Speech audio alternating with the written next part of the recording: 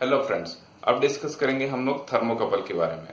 Thermocouple क्या होता है? तो थर्मोकपल एक डिवाइस है जो कि टेम्परेचर मेजरमेंट करने के काम में आता है। यह इंस्ट्रूमेंटेशन फील्ड में, इंडस्ट्री में उपयोग किया जाने वाला सबसे इम्पोर्टेंट डिवाइस है।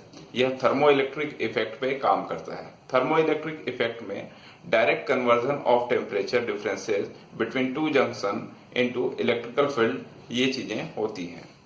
तो यहाँ पर हम क्या कर रहे हैं, दो अलग अलग मेटल को जोड़ेंगे और उनके दोनों एंड में टेम्परेचर डिफरेंसेस प्रोवाइड कराएंगे, जिसके कारण इलेक्ट्रिकल वोल्टेज यहाँ पर जनरेट होने लगेगी। यह इलेक्ट्रिकल वोल्टेज या इलेक्ट्रिकल ईएमएफ यदि सर्किट क्लोज हो तो करंट भी फ्लो करने लगती है, किंतु इसका अमाउंट काफी कम होता है। इसका अमाउंट डिपेंड करता है दोनों अलग अलग मेटल्स के टाइप पे।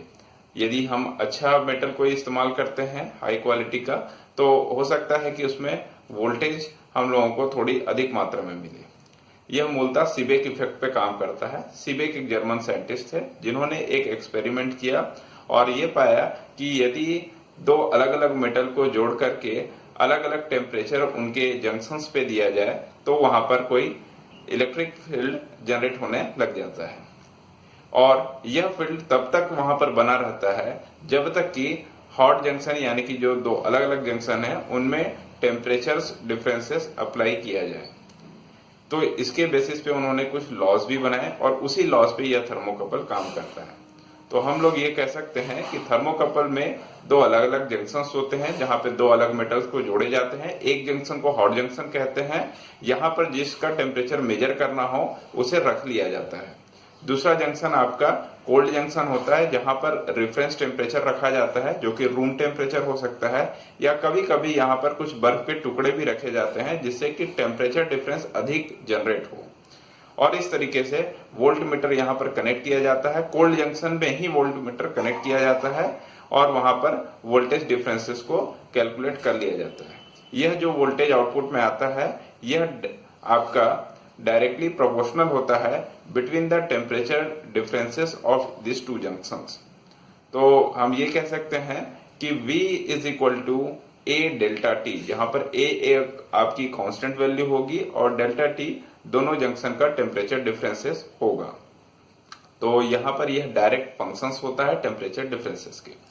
थर्मोकपल कई टाइप्स के होते हैं जैसे कि T type, J type, K type, E type, S type या फिर B टाइप।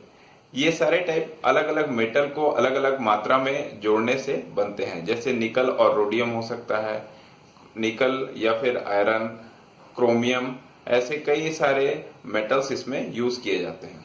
अब बात करेंगे हम थर्मोकपल लॉस की। हमारे पास बहुत सारे थर्मोकपल लॉस हैं जिसमें कि कुछ लॉस का यहाँ पर हम डिस्कस करेंगे। पहला लॉ कहता है कि यदि हम लोगों ने सिंगल मेटल में ही टेम्परेचर डिफरेंस अप्लाई किया या सिंगल मेटल में ही हमने अलग अलग टेम्परेचर दे दिया तो यहाँ पर इलेक्ट्रिसिटी या इलेक्ट्रिकल फील्ड जनरेट नहीं होगा। इसके लिए दो मेटल का होना जरूरी है। दूसरा लॉ ये कहता है कि यदि हमने बीच में कोई इंटरमीडिएट टेम्परेचर अप्लाई कर रखा है, जैसे कि हमारे पास में T1, T2, T3 तीन अलग अलग टेम्परेचर हैं और हमने दो अलग अलग थर्मोकपल को आपस में जोड़ रखा है और एक का टेम्परेचर रखा T1 और T2 पे, मतलब हॉट जंक्शन T1 था और कोल्ड जंक्शन T2 था पहले थर्मोकपल। दूसरे थर्मोकपल का जो इसी के साथ कनेक्टेड है उसमें एक जो जंक्शन है वो T2 टेम्परेचर पे है और दूसरा T3 टेम्परेचर पे है। तो यहाँ पर T2 दोनों में कॉमन है यानी कि दोनों की मात्रा बराबर है।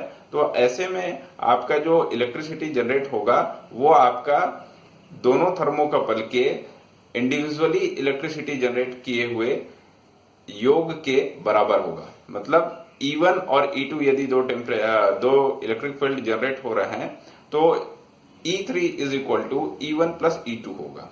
ठीक है, इसी तरीके से यदि हमने बीच में कोई तीसरा मेटल लगा रखा है तो भी आपका नेट इफेक्ट में कोई भी डिफरेंसेस नहीं आएंगे। ये आपका तीसरा लॉ कहलाता है, जिसको हम लॉ ऑफ इंटरमीडिएट मेटल भी कहते हैं। इसके अलावा एक और लॉ होता है जो कि आपका लॉ ऑफ इंटरकनेक्टेड थर्मोकपल्स होता है। यहाँ पर यदि आपने दो तीन और थर्मोकपल भी अगर जोड़ रखा है कोल्ड जंक्शन के साइड में तो इससे भी आपके फाइनल ईएमएफ में कोई भी अंतर नहीं आएगा। तो ये हमारी इस पे कुछ जानकारियां थी।